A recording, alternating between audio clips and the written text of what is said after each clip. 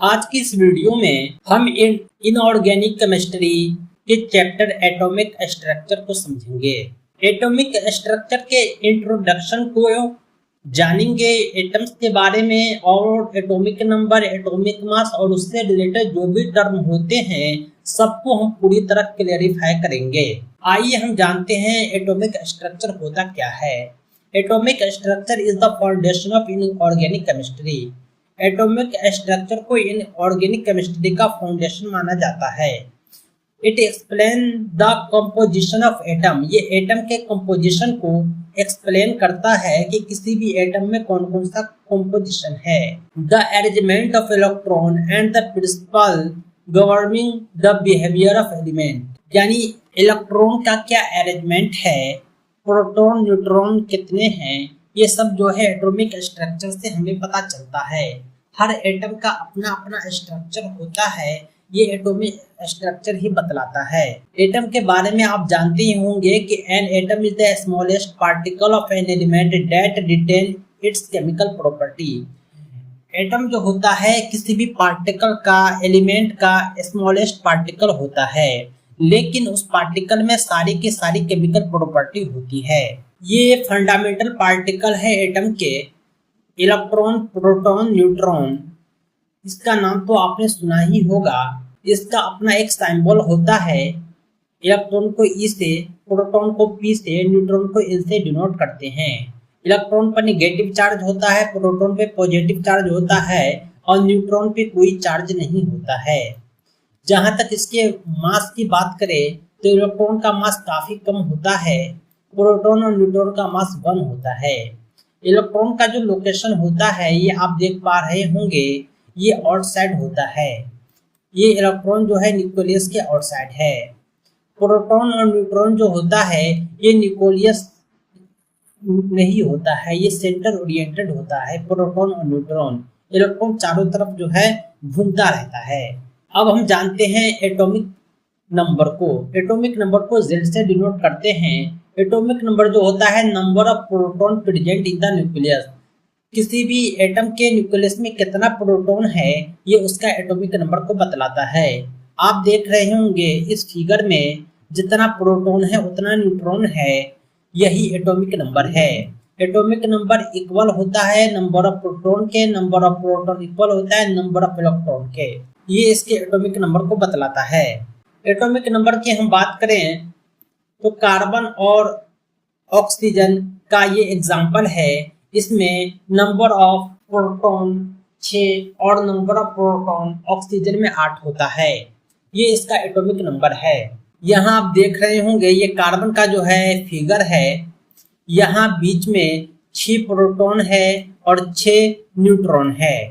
यानी number of proton, number of neutron equal to atomic number. वही mass number की हम बात करें तो मास नंबर जो होता है प्रोटॉन और न्यूट्रॉन का एडिशन होता है। मास नंबर बराबर है number of proton plus number of neutron. Total number of proton और neutron is equal to mass number. और भी दूसरे टर्म्स होते हैं इससे रिलेटेड, आइसोटोप होते हैं, आइसोबार होते हैं और भी बहुत सारे होते हैं। सबको एक एक करके हम देखेंगे। इसको समझना आपके लिए आसान हो जाएगा। हम देखते हैं आइसोटोप के बारे में। आइसोटोप जो होता है atom having the same atomic number but different mass number. बहुत सारे एटम ऐसे होते हैं जिसका एटॉमिक नंबर सेम होता है, मास नंबर अलग होता है। हाइड्रोजन की हम बात करें तो हाइड्रोजन के जो आइसोटोप होते हैं प्रोटियम, ड्यूटेरियम, ट्रिटियम होता है। इसका एटॉमिक नंबर जो है सब में सेम है, लेकिन मास नंबर यहाँ पर 1 है, यहाँ पर 2 है, यहाँ पर 3 है। इसलिए डिफरेंट मास नंबर होने की वजह से हाइड्रोजन के 3 जो है ये क्या हो गए, आइसोटोप्स हो गए। कार्बन की हम बात करें तो कार्बन में भी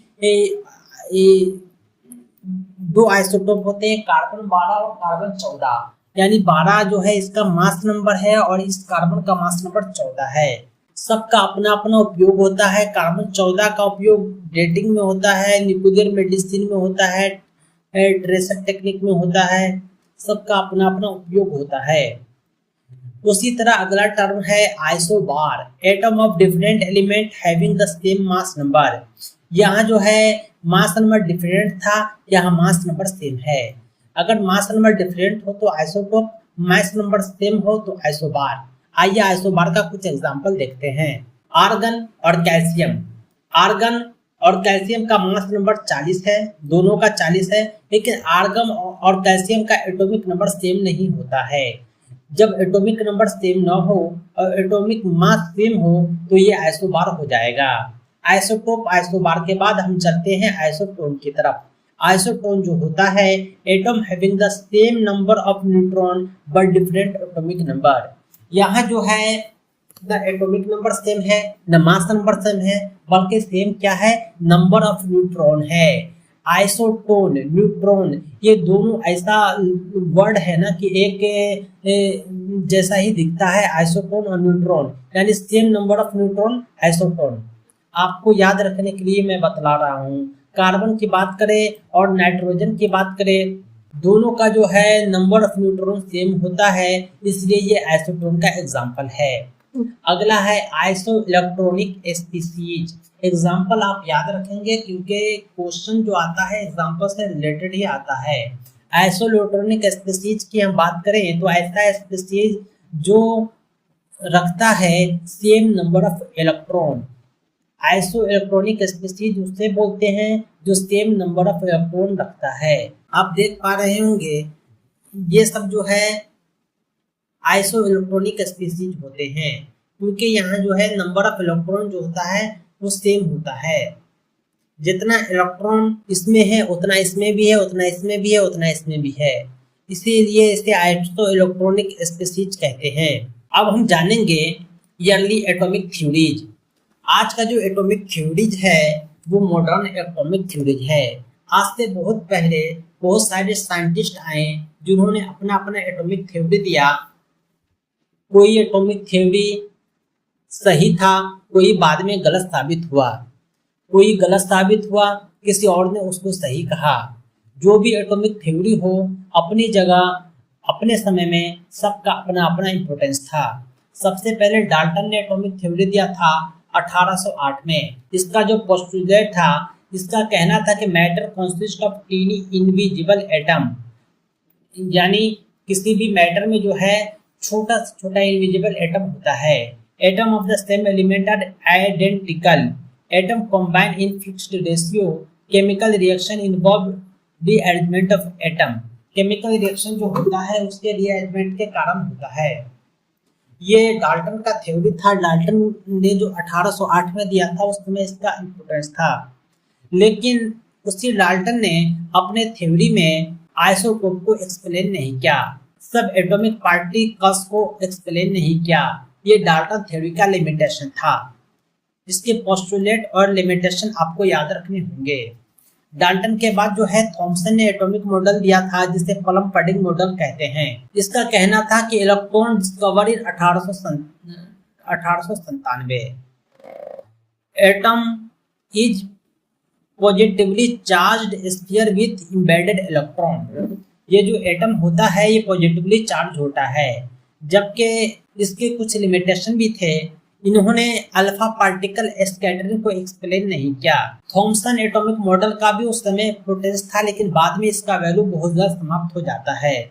इसके बाद रदरफोर्ड का न्यूक्लियर मॉडल आता है जिसे गोल्ड फॉइल एक्सपेरिमेंट भी कहते हैं। इसने कहा कि most alpha particles passes straight through.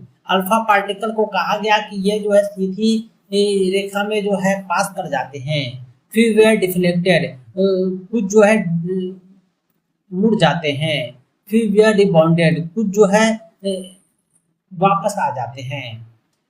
कहने का मतलब ये था कि atom contain a tiny dense nucleus. सभी एटम में जो होता है टीनी डेंस न्यूक्लियस होता है। Most of the atom is empty space. अक्सर जो होता है खाली होता है। Electron revolve around the nucleus. Electron जो होता है न्यूक्लियस के चारों ओर घूमता है, लेकिन उन्होंने एटॉमिक स्टेबिलिटी को एक्सप्लेन नहीं किया, यानी इसके भी एटॉमिक मॉडल में कमियां थी। इसके बाद बारी आती है बोर्ड एटॉमिक मॉडल की। इन्होंने जो मेन पोस्टुलेट दिया था electron revolve in fixed circular orbit. इन्होंने कहा कि इलेक्ट्रॉन जो है फिक्स्ड सर्कुलर ऑर्बिट में घूमता रहता है। Each orbit has fixed energy, हर ऑर्बिट का फिक्स्ड एनर्जी होता है। No energy is emitted in stationary orbit, कोई भी एनर्जी जो है इमिटेड नहीं होता। एनर्जी इज इमिटेड और एब्जॉर्ब ड्यूरिंग ट्रांजिशन, यानी एनर्जी जो होता है ना निकलता है ना एब्जॉर्ब होता है ड्यूरिंग ट्रांजिशन। इन्होंने एनर्जी फार्मूला भी दिया था, ये एनर्जी फार्मूला है 13.6 बट्टा एन स्क्वायर गुने ईवी।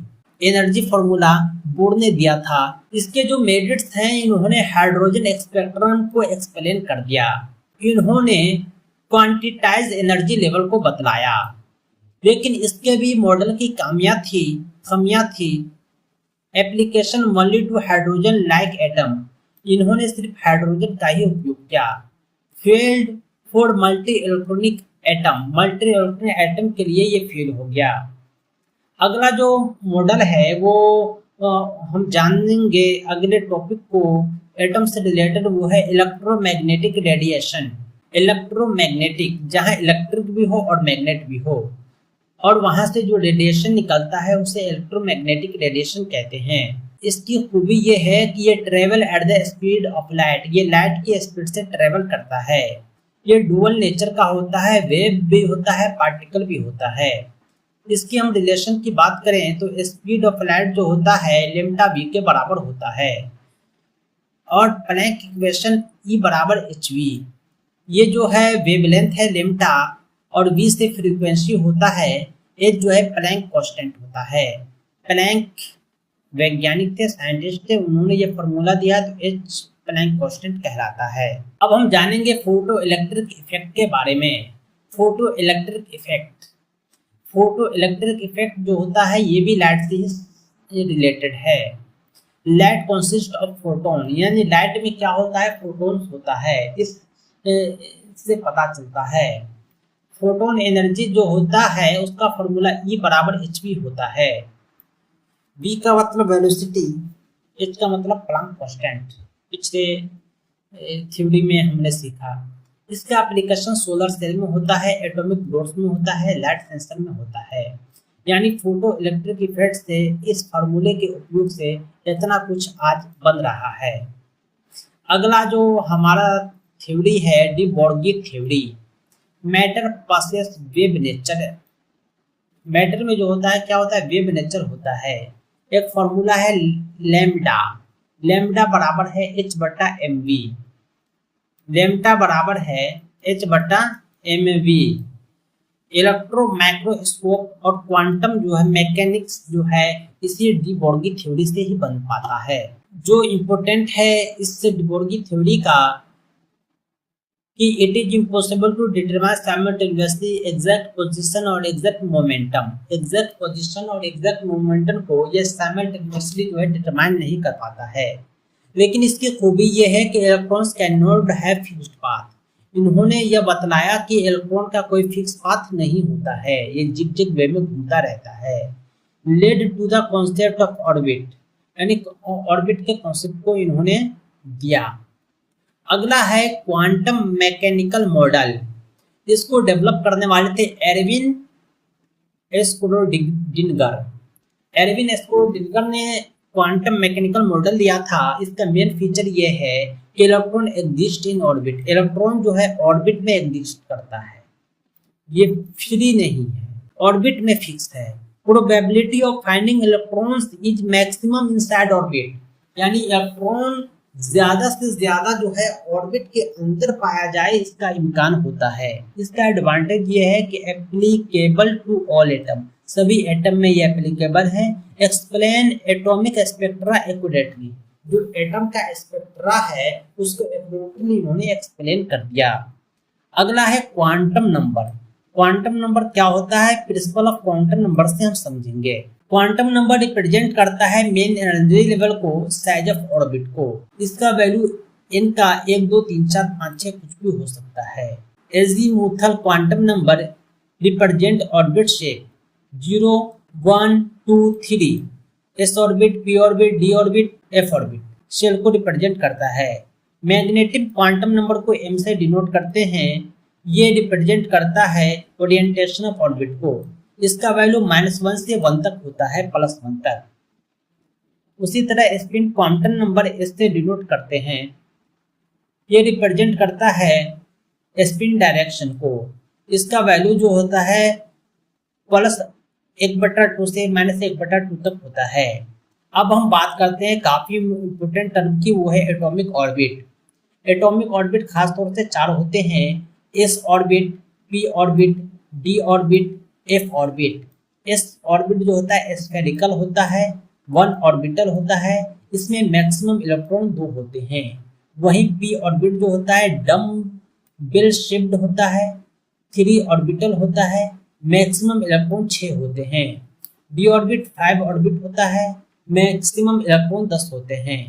f ऑर्बिट में 7 ऑर्बिटल्स होता है, मैक्सिमम इलेक्ट्रॉन 14 होते हैं। अब हम बात करते हैं इलेक्ट्रॉनिक कॉन्फ़िगरेशन की। Aufbau principle, electron fill lower energy orbit first. Pauli exclusion principle कहता है no 2 electrons in an atom have the same 4 quantum number. अगला है Hund rule, Hund rule. Hund rule कहता है कि electron occupy degenerated orbit singly before pairing. अगला है order of orbit filling. ये ऑर्बिट जो भरता है उसका एक ऑर्डर होता है, इसे याद रखना होता है।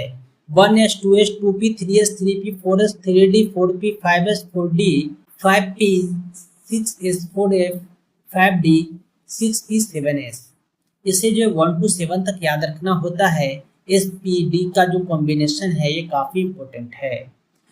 जितने भी एटम होते हैं उसका एक जो होता है ऑर्डर फिलिंग ऑर्बिट होता है। ऑक्सीजन की हम बात करें 1s2 2s2 2p4, ये देखेंगे 4 2 6 2 8, इसी तरह से जो है ये एटॉमिक नंबर बनता है। सोडियम का 11 है, 1s2 2s2 2p6 3s2, ये ऑर्बिट है। यहाँ पे 4 ऑर्बिट है, 6 1 7 2 9 2 11, ये आपको ठीक एटॉमिक नंबर 11 पूछ गया। अब हम देखते हैं इलेक्ट्रॉनिक कॉन्फ़िगरेशन एक्सपेक्टेशन को। क्रोमियम कॉपर ये दोनों का इलेक्ट्रॉनिक कॉन्फ़िगरेशन आप देख रहे हैं। एक्सपेक्टेड आप क्या करते हैं और एक्चुअल क्या होता है। एक्चुअल जो होता है वही सही होता है। हम एक्सपेक्ट कर रहे हैं कि 9 2 11 होगा, लेकिन 10 तक 11 हो रहा है। एक्सपेक्ट कर रहे हैं कि 4 2 6 होगा, लेकिन यहाँ 5 1 6 हो रहा है। तो इसका कारण है extra stability of half field and full field subshell. एक होता है हाफ फील्ड, यानी डी का कैपेसिटी क्या है, डी का कैपेसिटी जो है 3D है, और एस का कैपेसिटी क्या है 4s है। कोई जो है हाफ फील्ड है, कोई फुल फील्ड है। जो हाफ फील्ड है और फुल फील्ड है उसमें हमें एक्स्ट्रा स्टेबिलिटी को देखना है। जब तक एक भरेगा नहीं तब तक दूसरे में जाएगा नहीं, यही चीज समझने की जरूरत है। अब हम इफेक्टिव न्यूक्लियर चार्ज को जानेंगे। The net positive charge experienced bye an electron, उसे न्यूक्लियर चार्ज कहते हैं। यानी इलेक्ट्रॉन पर जो चार्ज होता है, net positive charge experienced bye an electron, उसे इफेक्टिव न्यूक्लियर चार्ज कहते हैं।